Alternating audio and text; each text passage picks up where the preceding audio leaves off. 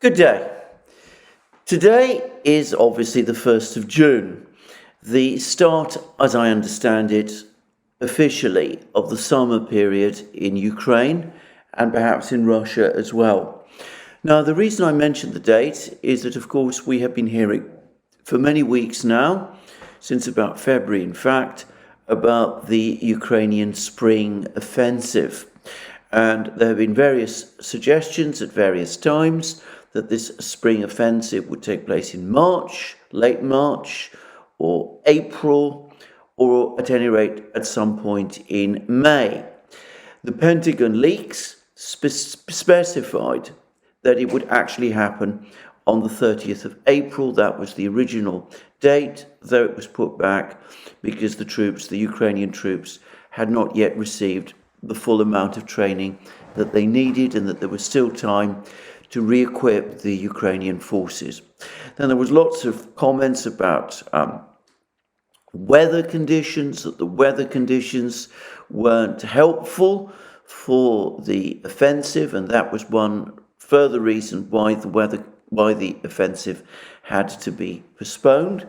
For the record, I understand that over the last day or so, there's been very heavy rains in southern Ukraine, in Zaporozhye region, the area where the offensive is most likely to take place. And so presumably, if rains were obstructing or preventing the offensive from happening before, well, that might be another reason why the offensive still hasn't happened, despite the fact that, as I said, we're no longer in spring. We're actually, technically speaking, at least as far as the Ukrainian authorities officially say, we are now in summer. And there is still no clear picture or word about when this offensive will happen. Of course, some Ukrainian officials have spoken as if the Ukrainian offensive has already begun. It's taking place in various places. There's various operations underway. We're told that this will be a slow build-up to the offensive. We've been told many things of that kind. Now, I want to make it absolutely clear in this program that I still expect and assume that at some point over the next couple of days or weeks or months even, we will see a Ukrainian offensive.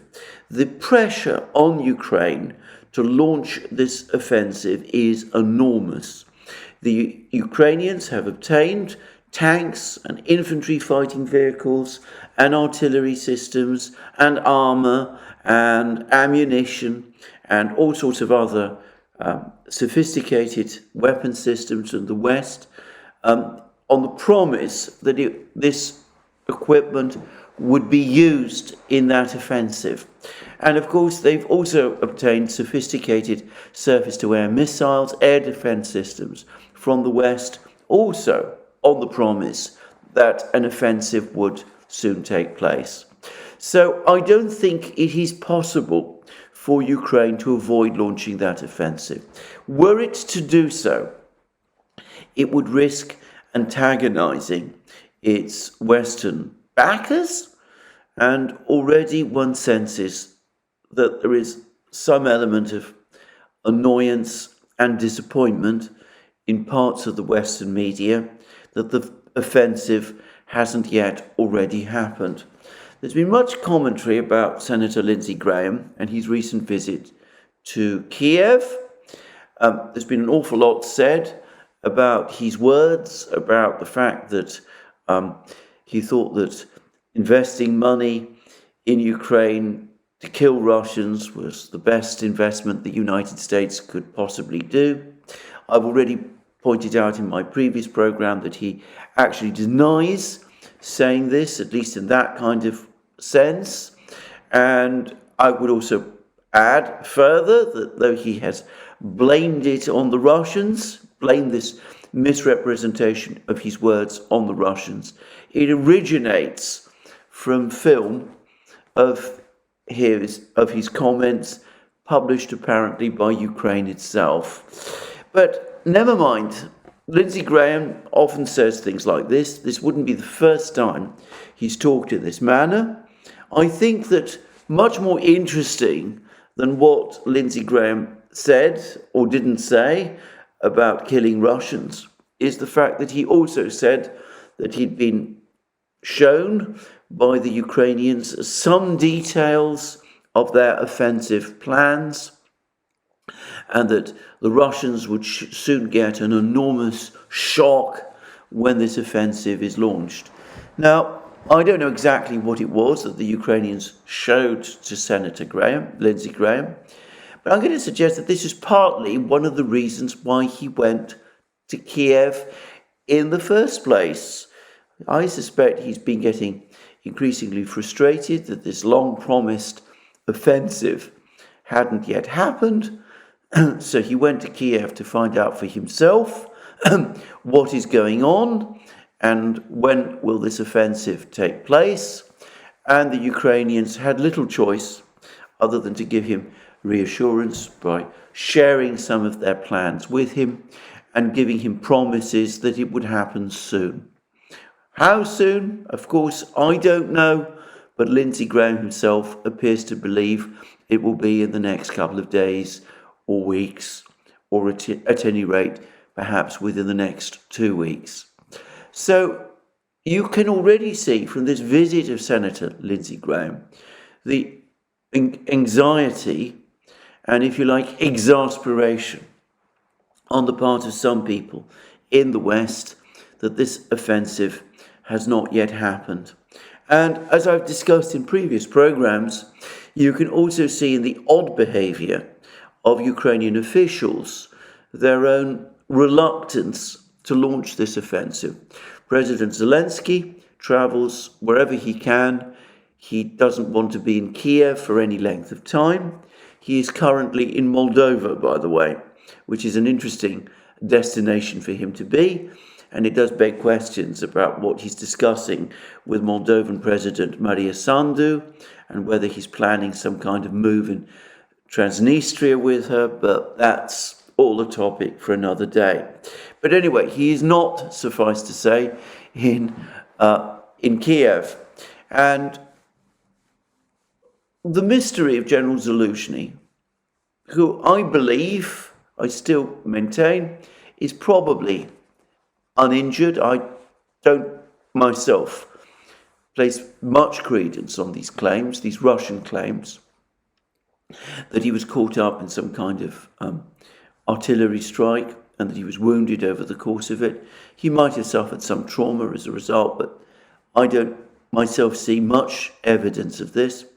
My impression, on the contrary, is that General Zaluzhny is absenting himself from involvement in an operation which Ukraine has been told to launch, but in which he, as Ukraine's senior military commander, doesn't believe. And I've also discussed how General Syrskyi, the ground forces commander, Ukraine's other most prominent military commander, contrived to spend most of his time conducting the defense of Bakhmut instead of, as one might have expected, focusing his energies and attention on preparing for this offensive. So, despite this reluctance on the Ukrainian part, on the part of Ukraine to launch this offensive, the pressure from the West is overwhelming, and the offensive will eventually be launched. But in the meantime, as the former CIA analyst Larry Johnson has, in my opinion, absolutely correctly pointed out on his exceptional website, Sonar 21, the Russians have not been idle. The Russians have been using the last couple of weeks to conduct a massive air campaign across Ukraine. Now, I have chosen the expression air campaign carefully because the attacks which have been launched across Ukraine have been launched through the air.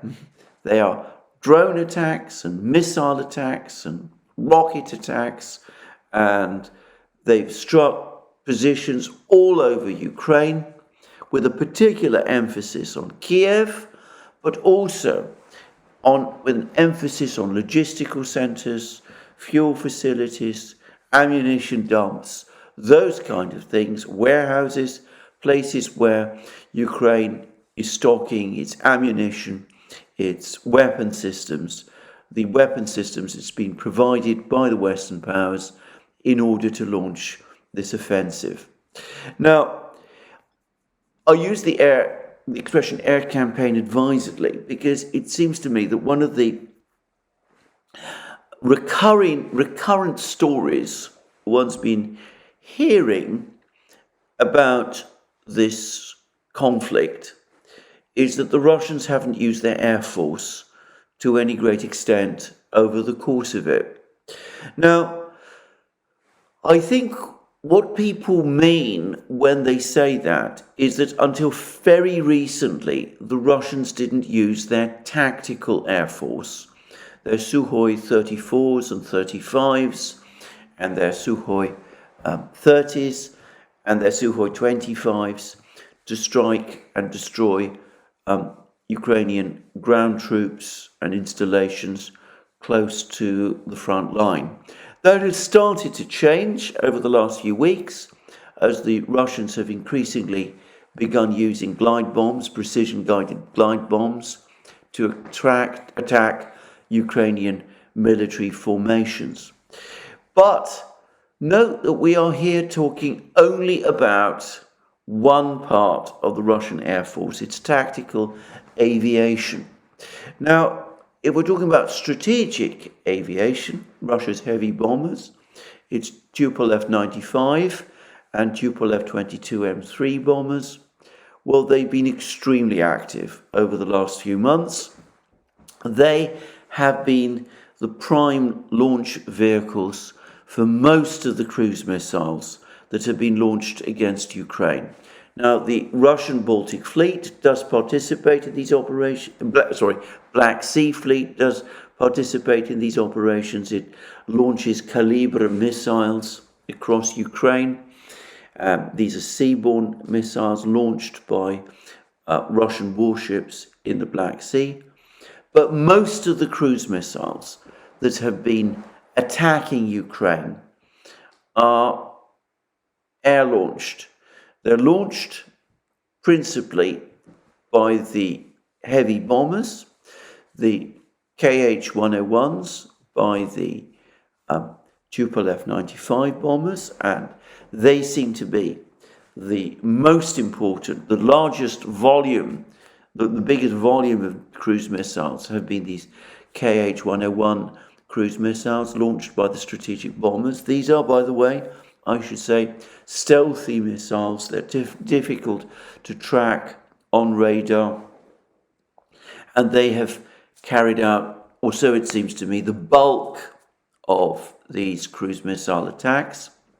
They're supplemented from time to time by strikes by the Tupolev 22M3s, launching these huge KH-22 and KH-32 missiles, supersonic missiles, which operate at very high speeds as they impact on their targets. They have a sort of vertical launch, rather a vertical dive capability as they approach their targets. And there are enormous missiles capable of doing tremendous damage, as one would expect of missiles which were originally designed and built to attack and destroy US Navy carriers. And of course, in recent weeks, we've had increasing use by the Russians of their Kinjal hypersonic missiles launched probably from the territory of Russia and Belarus by these MiG-31 specially adapted fighter jets, which are able to fly at very high altitudes, at very high speeds, giving an awful lot of momentum to these hypersonic missiles when they get launched, and which the Russians have been using to increasing effect, or so it seems to me, in their attacks, primarily in Kiev as well. So we can see that the Russian Air Force has been busy. And it has also been busy in one other respect. It has been shooting down Ukrainian aircraft. Over the last few weeks, one gets the sense that the Ukrainian Air Force has suffered very significant losses. I read an article, I can't confirm the truth of this, but it suggested that Ukraine's carrier force for the Storm Shadow missile, the British supplied Storm Shadow missile, is now reduced to just 6 aircraft, 6 Sukhoi 24 aircraft. Perhaps that's an overstating the facts. But anyway, the Russian Air Force has also been very busy shooting down Ukrainian aircraft. And at the moment, around 2 of these have been shot down. 2 aircraft, generally Ukrainian aircraft, get shot down every day. And this has been a mounting problem for Ukraine, one suspects, given that Ukraine doesn't have that many aircraft left. Even if one adds to the total the MiG-29s that it has recently been supplied from Eastern Europe. And I would suggest that it is in fact this steady incremental collapse of the Ukrainian Air Force, which is one of the primary reasons, perhaps even the primary reason, for the decision to supply, the Western decision to supply, eventually, F-16 fighter jets to Ukraine. So we have the Russian Air Force very active. And of course, what we don't know and what we can't say is how cumulatively effective these Russian missile and airstrikes on Ukraine's logistical bases has been. I mean, we've seen this film of these enormous explosions which have taken place in places like Pavlograd and Khmelnytsky. There's apparently been a similar huge explosion in Zhytomyr, another Ukrainian town, where there seems to have been some big ammunition or fuel dump. Anyway, what we can't say, well, at least I don't know, is whether the effect of this Russian air campaign has impacted on Ukraine's preparations for this offensive. I've seen suggestions that up to between 1/4 and 2/5 of Ukraine's ammunition stores set aside for use in this offensive has been destroyed already over the course of Russia's air campaign. But I can't confirm that, and I don't think anybody outside the militaries of Ukraine and Russia, and perhaps the United States and Britain, knows the truth about this. But it is indisputable that ammunition dumps, warehouses, fuel facilities, those kind of things have been destroyed by the Russians at extreme levels of intensity. And I personally cannot imagine that this has not had an impact, that this has not had an effect on Ukraine, and has perhaps impacted on Ukraine's ability to launch this offensive, and maybe one of the reasons why Ukraine has not launched this offensive up to now. So I did just want to make those points. The Russian air campaign has been effective, and of course it continues. Even as I am making this program, there are more reports of Russian missile and drone strikes across Ukraine, in places like Kiev, Kharkiv, other places too. Again, I can't quantify the intensity or the level, but clearly something is going on once more on a big scale. And I have to say, The Western media spent much of the winter claiming, on the basis of Ukrainian claims, that the Russians were soon going to run out of missiles. And one doesn't hear that said so much anymore. Ukraine, for its part, claims that the Russians have stockpiled missiles and has recently admitted that Russian missile production, cruise missile production, has increased to the level of 100 missiles a month.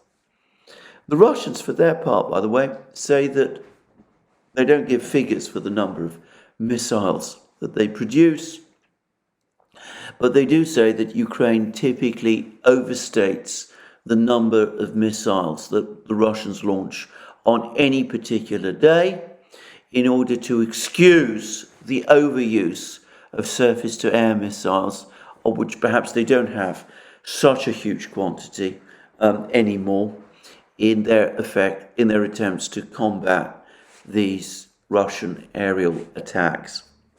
One thing that the Russians have said is that some Ukrainian officials some days ago said that Russia makes between 1 and 2 Kinzhal missiles a month. The Russians said that this is not true.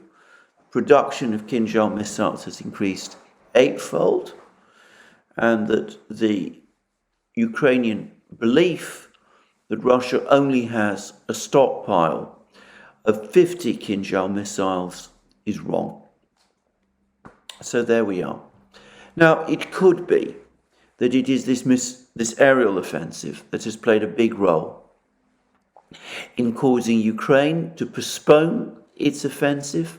Ukrainian officials are constantly saying that they need more weapons in order to be sure that this offensive is going to be successful.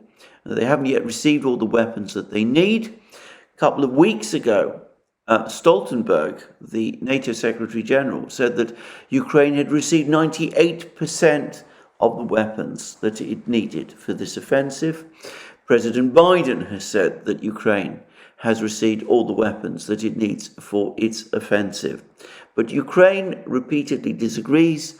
It always comes back. It says it needs more weapons. And the demands for weapons grows insatiably all the time. So a few weeks ago, Ukraine said that it needed F-16s to counter the Russian air offensive and to provide, presumably, air cover for its troops. General Krivonos, the former Ukrainian senior military official, now says that F-16s are needed to provide air cover for the offensive, that the offensive can't succeed unless it is provided with air cover. I remember, by the way, that in the Daily Telegraph some weeks ago, the ex-British military officer, tank officer, and enthusiastic supporter of Ukraine, Hamish de Bretton Gordon, said exactly the same thing. He said that Ukraine needs fighter jets to provide air cover if it is to succeed in this offensive. So we're now told that so the Ukrainians now appear to be saying we need fighter jets. They're not yet saying that need these fighter jets in order to conduct this offensive successfully, but they're sort of starting to tiptoe towards that. They've now been promised F-16s. At one point they were talking about 24 F-16s, then they double the number to 48. Now they say they need over 100 of them. Where they're going to find the pilots for so many F-16s, nobody has explained. Officially, the West is training pilots to fly the F-16s, Ukrainian pilots to fly the F-16s. But if Ukraine were to be granted its wish and were to be given over 100 F-16s, which, by the way, I think is inconceivable, then realistically, it would need to draw in pilots from other countries, volunteers and mercenaries and people of that kind to fly those F-16s for it. Anyway, given all of this, it's perhaps unsurprising that people like Simplicius the Thinker are starting to wonder whether Ukraine has now come up with yet another excuse. It now says that it needs these F-16s to succeed in the offensive, and therefore we're not really going to see the offensive until Ukraine gets its F-16s. But of course, simply supplying F-16s isn't going to be enough. Many people have talked about the huge infrastructure that would be needed to support the F-16s. And of course, it presumably takes time for an air force getting this massive influx of fighters, if it ever happens, to adapt to operations with this new fighter and to conduct successful operations with that fighter in a way that would facilitate an offensive.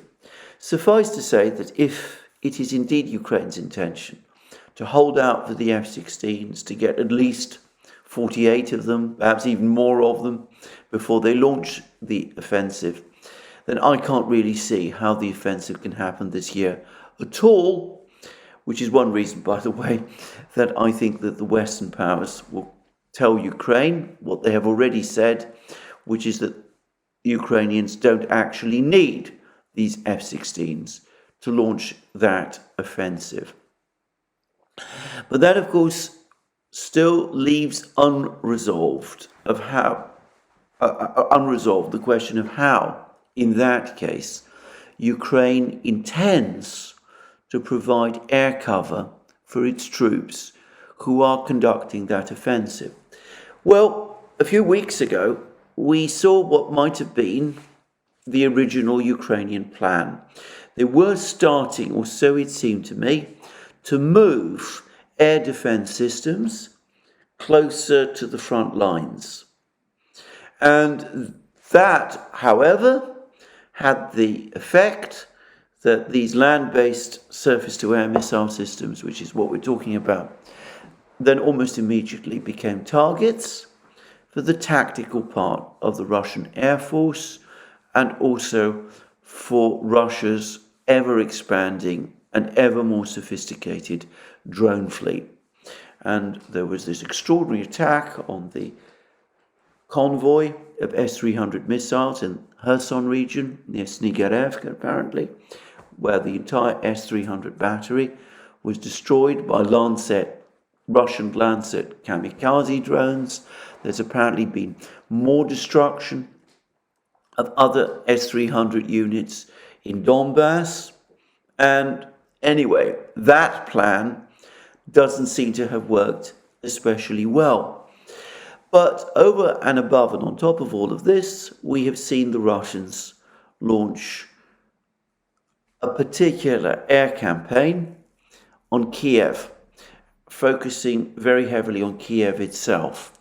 Now, Simplicius the Thinker has made some very interesting and astute points about this. He says, why are the Russians so focused on attacking Kiev? And he suggests that there aren't that many important facilities there. But of course, there are those famous decision-making centers. It is the center of Ukraine's government, of its military and intelligence complex. And the Russians have shown that they're now both ready and able to attack some of these command centers with that strike they launched against the building that houses Ukraine's main military intelligence agency. So, again, we see a pattern which has been the pattern that the Russians have been following, or so it seems to me, ever since General Surovikin took charge of operations back in October. The Russians select a target which they know the Ukrainians have to defend, and they attack that target, and they oblige the Ukrainians to commit huge resources to defending that target, depleting their military of machines and technology and manpower that the Ukrainians might otherwise have used either for their offensive or for some other purpose. And we saw that with the attack over the course of the winter on Ukraine's energy system. Ukraine had to defend the energy system, otherwise the entire country would have been out of electric power and would have come to a complete stop. So the result is that Ukraine had to commit its air defense systems, its missiles, its S-300s and Buk missiles to defending the energy system. And that meant launching lots and lots of surface-to-air missiles to shoot down Russian cruise missiles, and with 2 surface-to-air missiles launched to shoot down every 1 Russian cruise missile, and with the Russians perhaps sending fewer cruise missiles to launch these attacks than the Ukrainians perhaps were aware of, and with the Russians perhaps spoofing the Ukrainians through all kinds of systems using decoys and electronic warfare systems.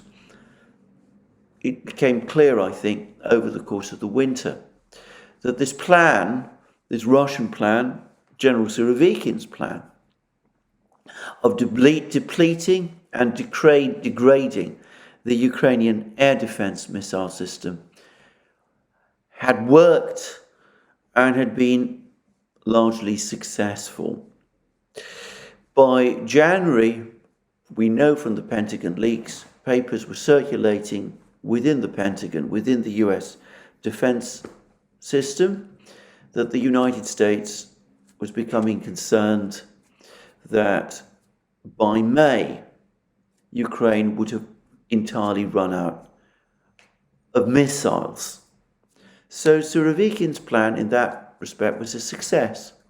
And he did the same, or so it seems to me, with the Battle of Bakhmut. And I've discussed this many times in many programs. Prigozhin, the head of the Wagner organization, has said many things, much of which I don't take especially seriously. But he has disclosed, and I think this is true, and interesting and useful information about General Surovikin's thinking back in October, because he looked at the defense system that Ukraine had created in Donbass. He identified Bakhmut as an important town, obviously a strategically important town, which Ukraine would have to defend. So he organized an attack on Bakhmut, which wasn't really intended to capture Bakhmut, but which was intended instead to deplete the Ukrainian army. And the Battle of Bakhmut was drawn out for weeks and months, and there was shelling, and the town was taken into virtual but never complete encirclement, and the Ukrainians were lured into sending more and more of their troops into Bakhmut, and the result was massive losses in men, machines, and ammunition, which Ukraine cannot ultimately replace. So again, you see the same pattern as with the energy system. Attack a point which Ukraine must defend and use that in a way to deplete and degrade the armed forces of Ukraine. Now, the Wall Street Journal, a short time ago, published an undoubtedly true claim that Ukraine had sent many largely untrained reservists to Bakhmut in order to try to defend Bakhmut. And many of these men who were sent into battle were killed within a few hours of being deployed there. Now, the Wall Street Journal discussed all of this in, I found, a disturbingly cold-blooded way. It didn't comment on the ethics of doing something like this, of sending men into battle, knowing probably that they would be killed, simply in order to hold a position for a few more hours. But that was one thing that Ukraine did.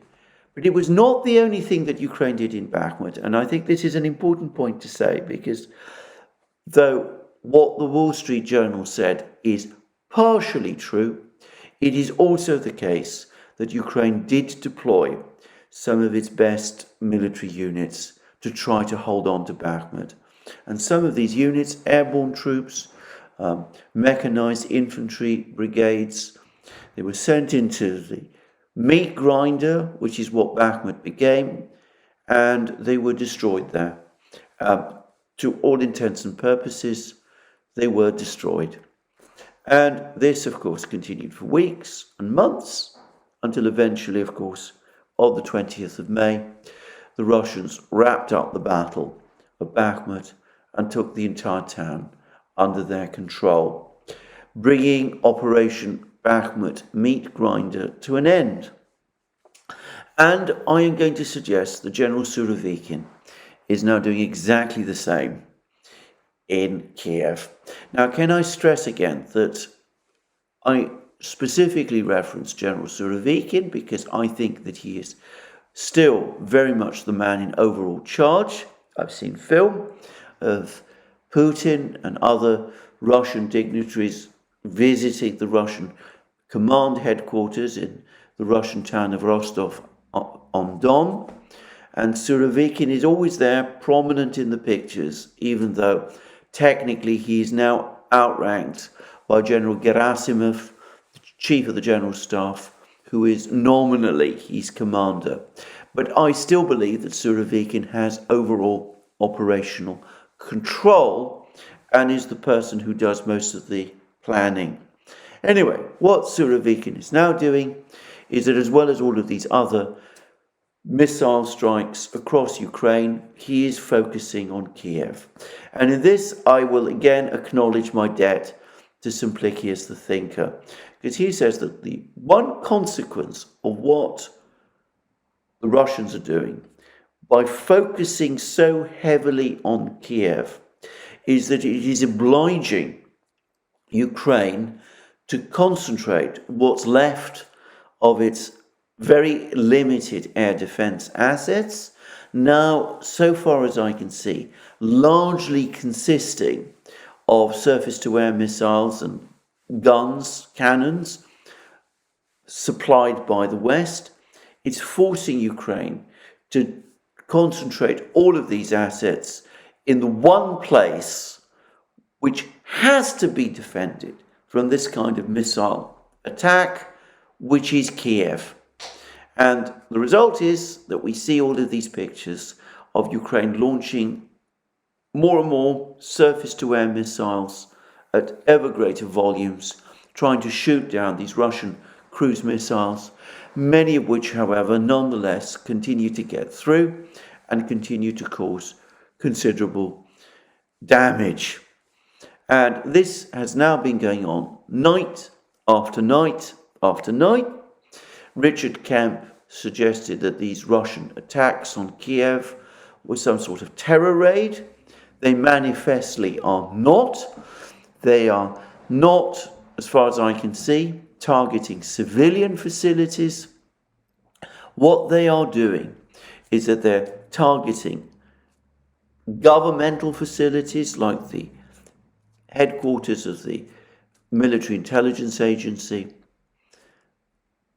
ammunition and other warehouses and infrastructure, military infrastructure around Kiev.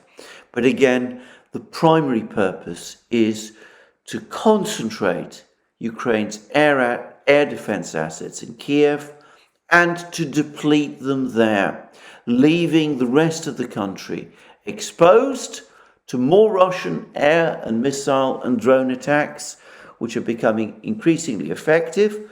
We've also had reports over the last few hours that Ukraine's last major surface warship, a amphibious warfare ship, has now also been sunk in Odessa,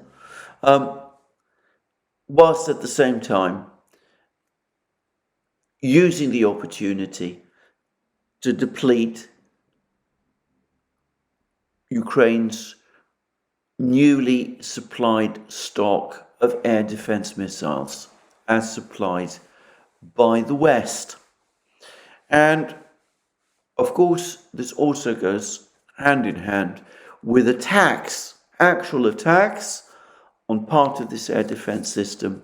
And we see that the Russians have claimed that they effected massive damage on the Patriot missile system in the Zhuleni air base near Kiev itself, even though it's clear from pictures that some parts of the Patriot system are still operating, or perhaps there's more than one system. I have often wondered. Germany and the Netherlands said that they would supply the one, and the United States said that they would supply one. So there could be two or perhaps three of these systems. The Russians might have knocked out one, but that doesn't mean that there aren't some others still functioning. Anyway, that's what the Russians are doing. And of course, the Ukrainians have little choice but to fall in with the Russian plans. And you see these Patriot missile systems and other missiles that Ukraine has been launched into the sky, falling back to earth, causing debris and all these kind of problems. Dramatic film of debris falling, as I said, in the middle of a highway as the cars drive by. Terrifying things. But the point is that with every day that this continues, and as I said, it seems to be happening even as I make this program, it seems that the Ukrainian air defenses in Kiev are becoming depleted, and are becoming depleted at a much faster rate than the United States can replace them. I don't know how many Patriot missile systems Ukraine has launched over the course of the last couple of days, but it did launch at least 32 on the night when the Russians claim that they destroyed part of the Patriot air defense system in Kiev. And since then, undoubtedly, many more have been launched, and this against the backdrop of total production of Patriot missiles by the United States that runs at something like 300. So I've already heard reports that Ukraine has absorbed the entire annual production by the United States of PAC-3 missiles and has used up the equivalent of 40% of total US annual production of Patriot missiles of every sort. So there we go. It's a massive aerial campaign, and it is having the effect of grinding Ukraine down. And again, I can't help but think that this also is one key reason why Ukraine is proving so reluctant to launch its offensive. Because, of course, launching an offensive without air cover, the air defense assets have now had to be concentrated in Kiev, and they are being rapidly depleted there. Launching an offensive without air cover, as General Krivonos and Hamish, Debret and Gordon have helpfully told us, it is not a good idea. It is, in fact, a recipe for failure. It means that your tanks and your men are exposed to air attack by the Russian Air Force. And there's a rumour circulating, and of course these are only rumours, but this one could be true, that the British intelligence agency has warned Ukraine that up to now Russia has only used around 5% of its tactical aviation, its Sukhoi 34s and 35s and Sukhoi 30s, and it could, in theory, deploy far more of these, and that most of these aircraft, in other words 95% of them, well perhaps not 95% of them, but let's say 30-40% of them, are being held back to counter the offensive, the Ukrainian offensive, when it comes. So already Ukraine is having problems with attacks by Russian tactical aircraft using glide bombs, but when the offensive is finally launched, the Russians will use far more of these aircraft with many more of these glide bombs. And of course, a few weeks ago, we heard reports that the Russians have increased the range, the variety of their glide bombs. Until recently, they had glide bombs that were of 500 kilos and 1,500 kilos. They've now supplemented that by converting many of their 250 kilo bombs, smaller bombs, into glide bombs. They can be carried in large numbers by Russian aircraft, tactical jets, Sukhoi 34s and 35s and Sukhoi 30s and others, no doubt. And it seems to me that these 250 kilo bombs are perhaps more plausibly the kind of bombs you would use against ground troops than these bigger bombs, which are surely intended more for hitting logistical centres, warehouses, bunkers, those kind of things. By the way, on this topic, a member of the Duran community from India, a person who's assisted me on many topics, a person with great knowledge of these matters, far greater knowledge than I have, actually responded to a question I previously asked about whether 1,500 kilo glide bombs could have the kind of range that 500 kilo glide bombs have. And he answered that in theory, this would be possible depending on the kind of aircraft that was used. An aircraft flies very high and at very high speed, by definition, that extends the range of any glide bomb that this aircraft launches.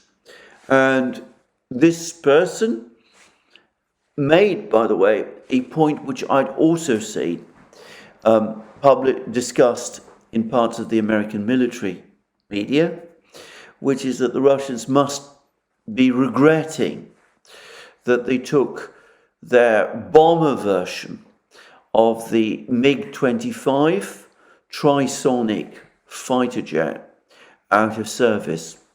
This bomber version of this jet was developed by the Soviet Union in the 1970s and updated continuously throughout the Cold War. It was able to fly at very high altitudes and very high speeds, faster than the MiG-31 can achieve, and this would have been the ideal vehicle for launching these 1,500 kilo glide bombs over long ranges. And who knows? The Russians are always careful about these things. I don't know whether these MiG-25s have been scrapped. Perhaps they have.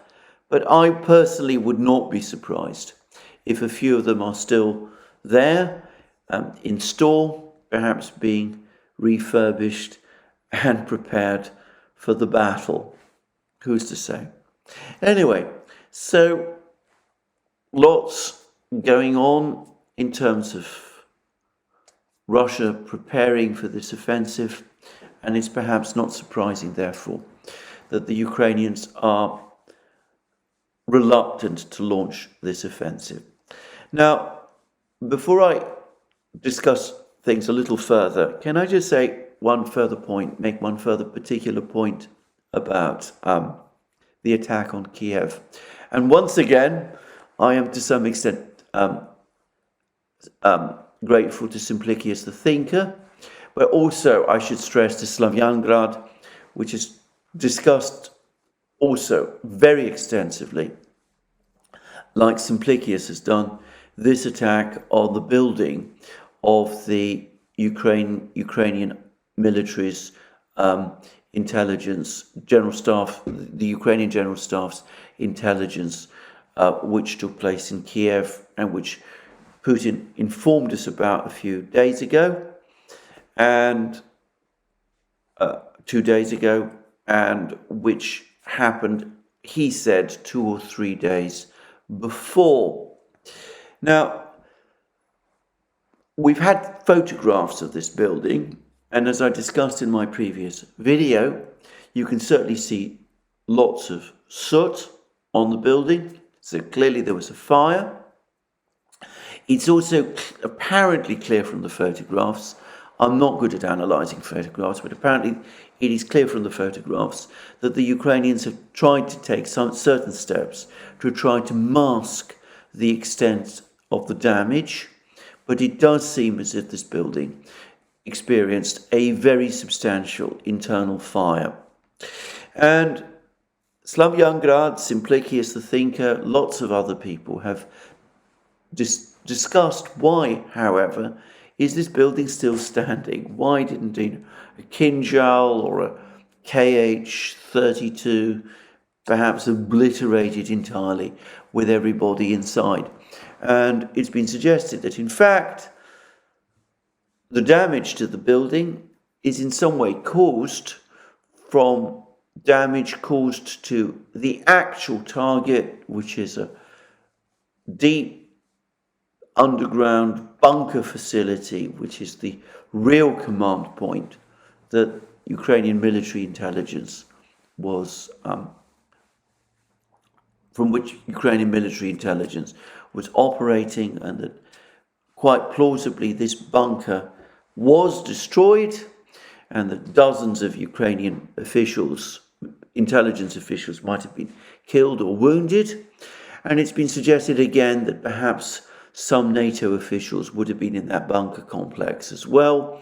And there's been an awful lot of reports and comments about the fact that a plane, an aircraft, has taken off, a NATO aircraft has taken off from a Polish airfield at Rzeszów and flown to Germany, apparently with people suggested that they're carrying wounded people, perhaps NATO officials, people who might have been caught in this supposed bunker attack.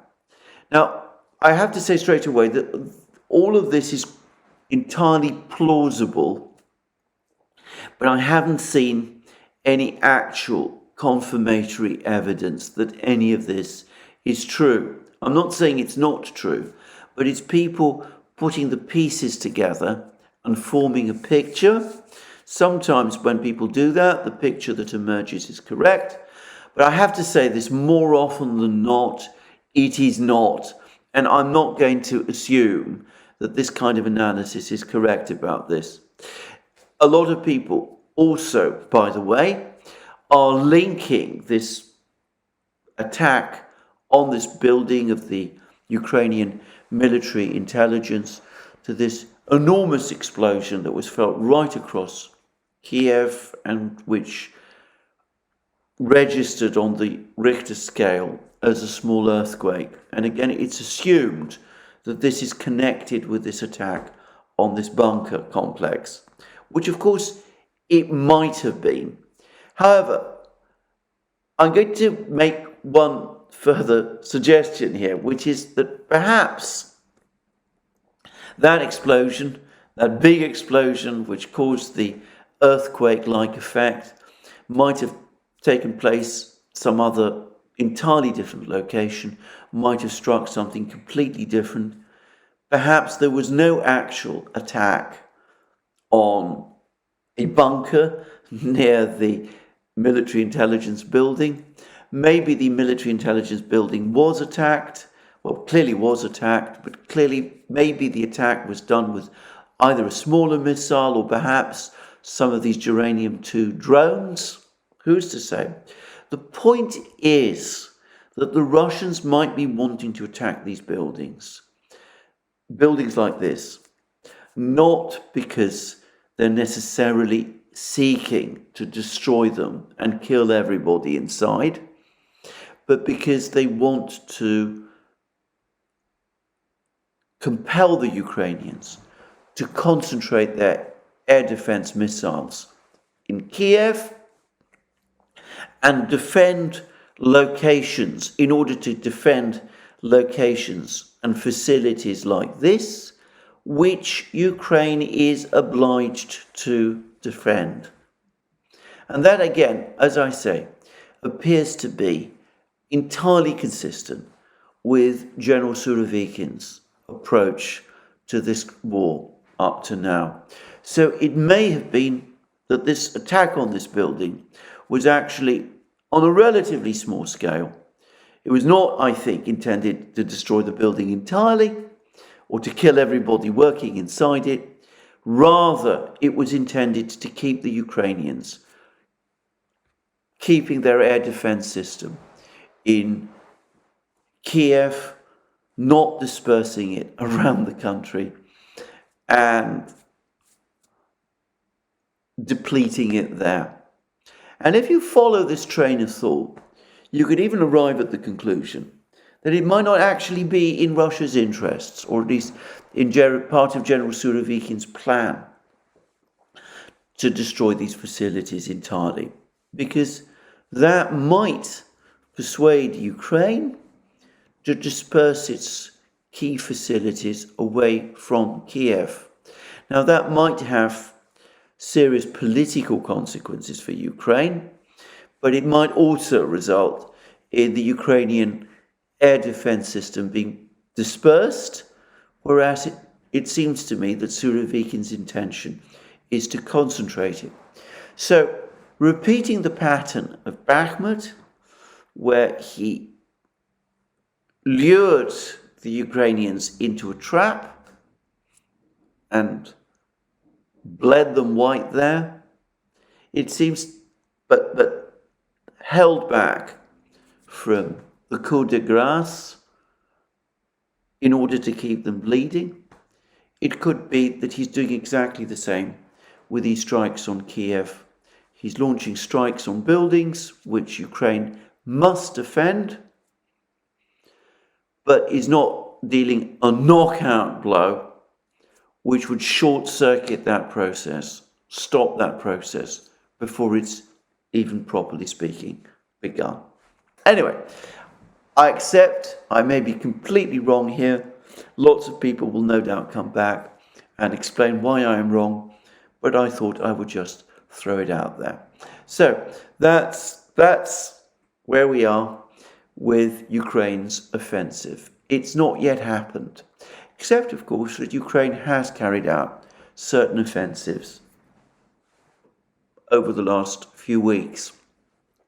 First, there was that offensive on the flanks at Bakhmut, and it began, as many of you no doubt remember, on the 12th of May, and it attracted a huge amount of attention.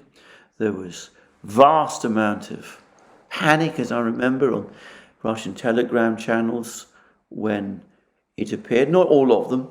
I mean, some of them remained pretty calm throughout the whole business. Mainly on the threads, I should say. But some of them kept their cool. A few of them didn't. And all kinds of frightened commentaries appeared in the Russian media as well. And of course, Prigozhin also did his bit, all about the flanks folding, the Ukrainians being poised to encircle Bakhmut and trap the Wagner forces there, and reports coming through of Ukraine taking Bakhmut in a semicircle, which, by the way, was absolute and complete nonsense. Well, that offensive failed disastrously, and I think we need to be absolutely clear about this. John Helmer has pointed out that the Russian Defense Ministry has claimed that thousands of Ukrainian soldiers died over the course of that offensive, 1,750 on one particular day. And as I said in an earlier video, the video I did recently, if the Russians are indeed able to listen into coded communications by the Ukrainian military, as none other than the Royal United Services Institute are telling us, then they might actually have an accurate picture of the extent of casualties that Ukraine is suffering. Just saying. But anyway, this offensive failed. It didn't roll up the flanks. A lot of the ground that was the Russians pulled back from, they apparently recovered. There was another apparently big Ukrainian attempt just the other day, yesterday, to launch some kind of attack near the Berehova reservoir. Apparently it failed utterly. Even Ukrainian commentators admit that this offensive has stalled and has been pushed back in various places. So there was that offensive. And then we had two raids on Belgorod. Now, the first raid took place several days ago. It attracted a huge amount of publicity. There were claims that the Ukrainians had broken through, that they were threatening Belgorod, the town itself, that they'd captured a settlement on the border, that their drones were operating in every kind of direction. There were lots and lots of reports. Anyway, as I discussed in a program where I covered that raid, and which we also discussed extensively, by the way, on the Duran, the raid was a complete failure. The Russians repelled it. General Lapin, a military officer who has worked closely with Surovikin, rushed to the scene, took charge of things on the Russian side, and we were told by the Russians that the Ukrainians were pushed back, that they were defeated, and I've no reason to believe that, and that they suffered severe losses as well. Well, over the last 24 hours, Ukraine has tried the same thing all over again, and it's tried to do it at a place called Shebekino, again in Belgorod province and Belgorod region. It's apparently another border settlement, and in the hours before the attack, in fact, over the course of the day, 24-hour period, the preceding 24-hour period, Ukraine's military shelled Shebekino relentlessly, attempting to cause damage, perhaps attempting to deal damage on Russian defense troops in the area. And apparently Grad multiple launch rocket systems were used, except of course that, and as I said, the shelling was very intense, and I discussed it at some length in my program yesterday. Well, early this morning, the Ukrainian military followed up with an actual ground attack. And according to the Russian Defense Ministry, Ukraine deployed 2 companies of troops. That would be about 200 men in total, as I understand it. And there were some armored vehicles involved.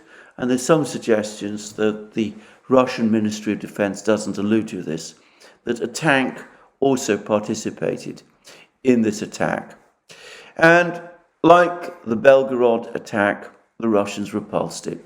Apparently, it only took a relatively short time, and the Ukrainians were thrown back.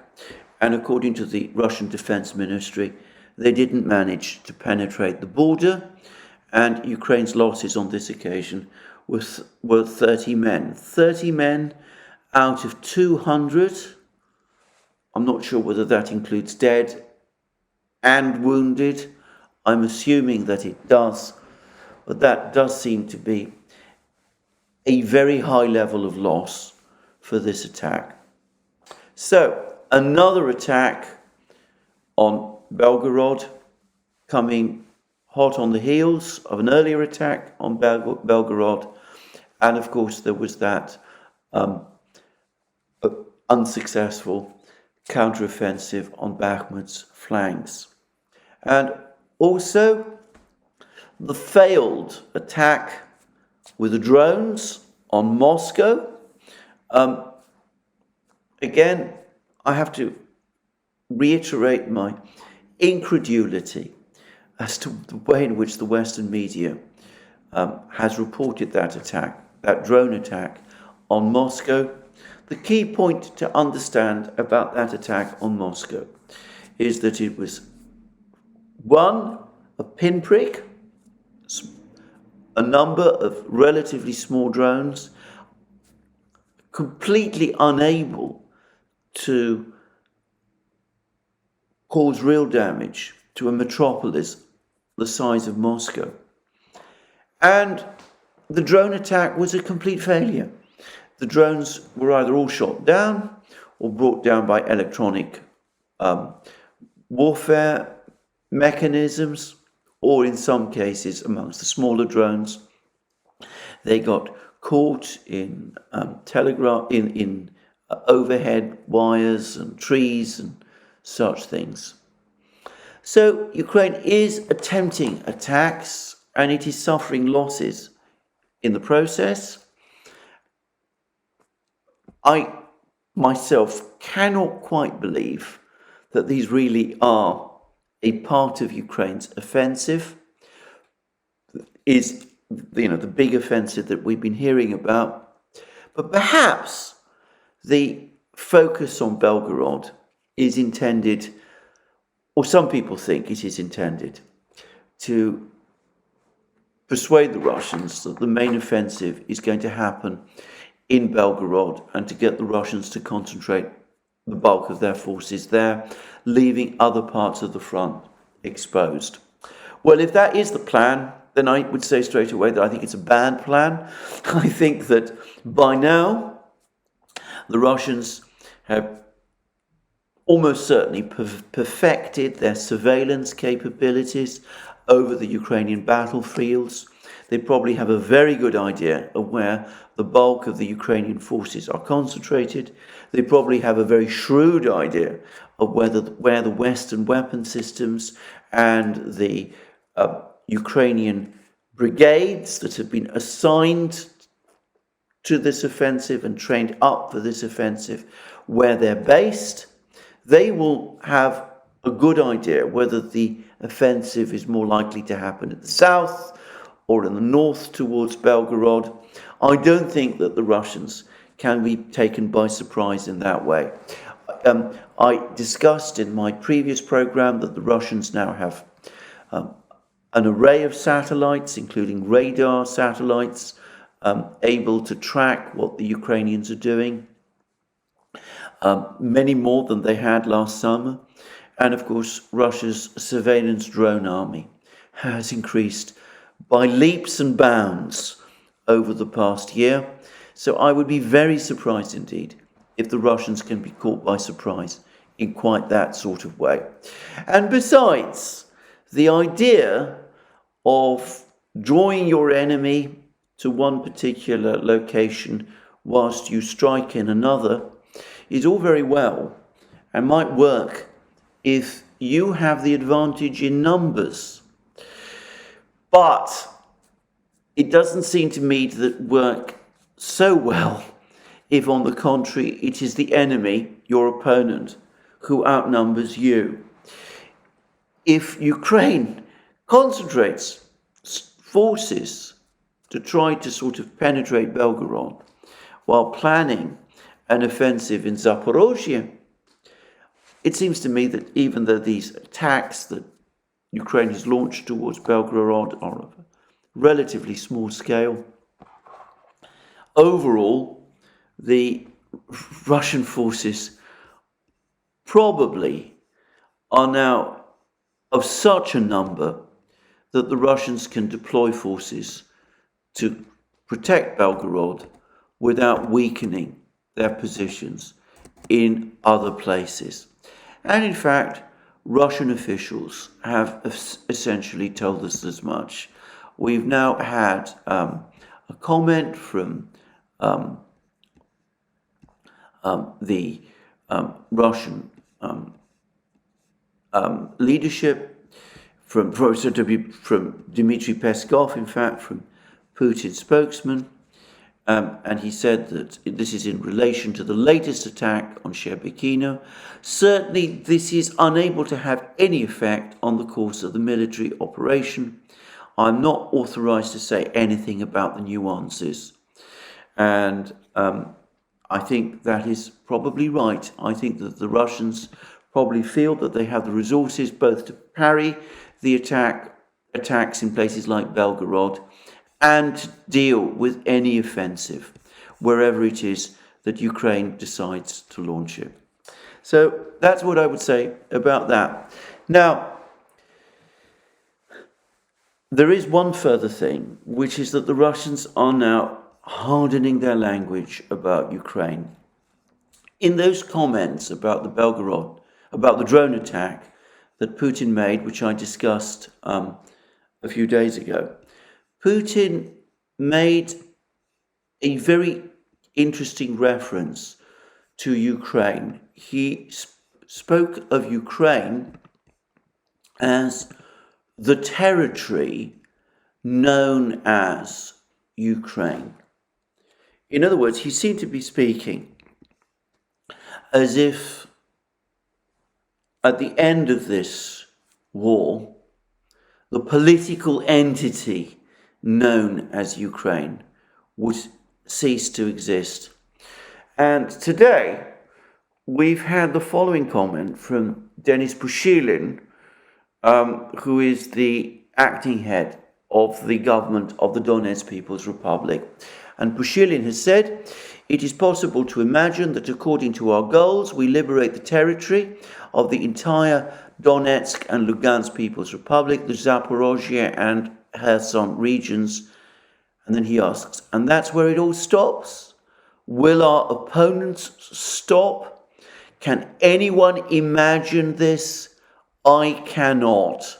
And he then expanded to say that he thinks that